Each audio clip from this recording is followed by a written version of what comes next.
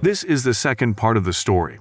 At night, Won-soo, Min-nu, and their friends got involved in stealing seat cushions from other students, believed to bring luck during the university entrance exams. Despite a warning not to take the pink cushion, Won-soo still grabbed it. The next day, a strange-looking student appeared at their school, seeming out of place. Eun-young noticed her wandering the halls but tried to ignore it. During first aid class, Eun-young caught the teacher making eye contact with the mysterious student, who turned out to be non-human. The teacher, Mr. Mackenzie, raised suspicions, but Eun-young brushed it off. During the exam, Won-soo sat on the pink cushion, hoping for success. Initially, everything seemed fine, but suddenly chaos erupted, with students on stolen cushions crying hysterically. When Eun-young entered the room, she spotted the mysterious student crying and clutching the pink cushion that Won-soo had sat on. Realizing it was her own cushion from when she was alive, Eun-young scolded the students, causing the crying to escalate. The mysterious student began transforming into a monster, swelling up like a balloon. Fearful of the situation worsening, Eun-young reluctantly drew her sword and stabbed the student's abdomen. The student exploded, turning into a gel heart, which stopped the crying. Eun-young then found an amulet inside the cushion, quickly burning it to prevent a recurrence. The next day, Won-soo and Min-nu were called to the school health office, where Eun-young knocked them unconscious. Using rope skills, she tied their armpit hair together, hoping it would break the gel connecting them. While waiting for them to wake up, In-pyo unexpectedly held Eun-young's hand, claiming it would recharge her energy. The following day, Won-soo and Min-nu entered the school felt lighter, indicating success in severing the gel connection. The mission to sever the connecting gel between Min-nu and Won-soo's heads was over, and Eun-young continued her days as a nurse at school, accompanied by thousands of gels. Meanwhile, Mr. Mackenzie possessed the same ability as Eun-young to see gel-shaped monsters, but unlike her, he saw them as an opportunity for profit. Rather than eradicating them, he collected these monsters to sell and increase his wealth. One day, Ji-young, a talented basketball player from a less fortunate family, was pranked by Yeon-woo and his friends. They feared Ji-young's skills might jeopardize their chances in an upcoming basketball tournament and hinder their path to the national team. Seeking revenge, they played a cruel prank on Ji-young. After the prank, Mr. Mackenzie approached Ji-young, sensing his hidden anger. He offered to help Ji-young ensure Yeon-woo and his friends couldn't participate in the tournament. At that moment, Ji-young remained silent, not indicating his agreement or disagreement. Later, Ji-young visited the school's health office, where Eun-young inquired about his injuries. However, Ji-young lied, claiming he had simply fallen down the stairs at home.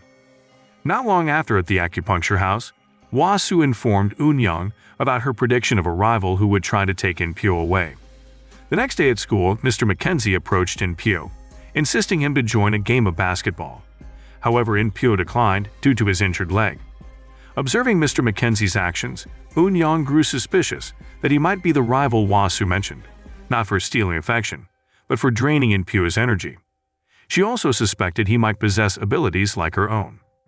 The next day, Ji-young sought Mr. Mackenzie's help.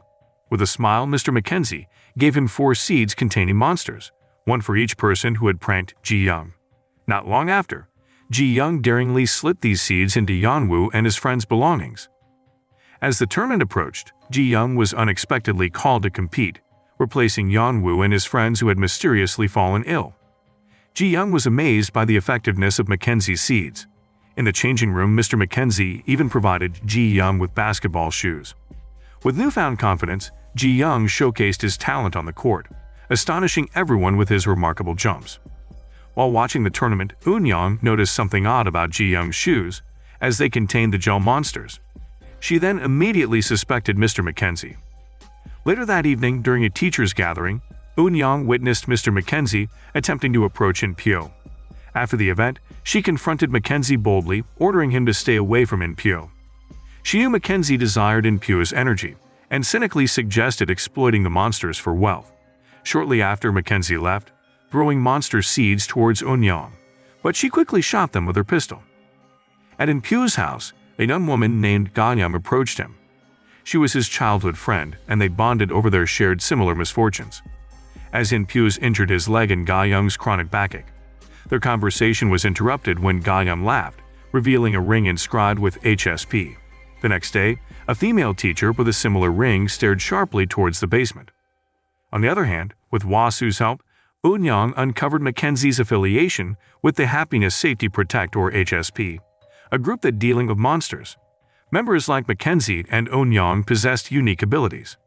This revelation hinted that Ga-young and the sharp-eyed teacher were also part of HSP. After gathering information about Mackenzie, Eun-young bravely snuck into his house. Inside, she found a map with their school circled. However, Mackenzie's motive remained unclear. While in the bathroom, Eun-young discovered Garden of Monsters in the bathtub, indicating Mackenzie not only captured but also bred monsters.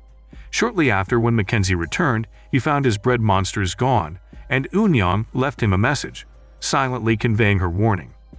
Haine was spotted at the edge of her radius, as any further step would mean risking her life, and the school at night. Eun-young visited In-pyo's house and explored his book room, searching for information about the Upchi stone.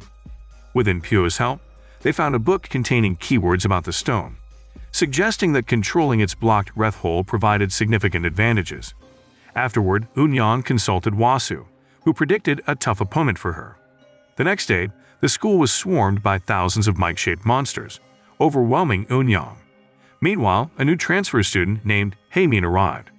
She could see the mites and seemed unfazed, even while casually walking and eating. Witnessing Eun-young killing the mites, Haine surprised her by also seeing them.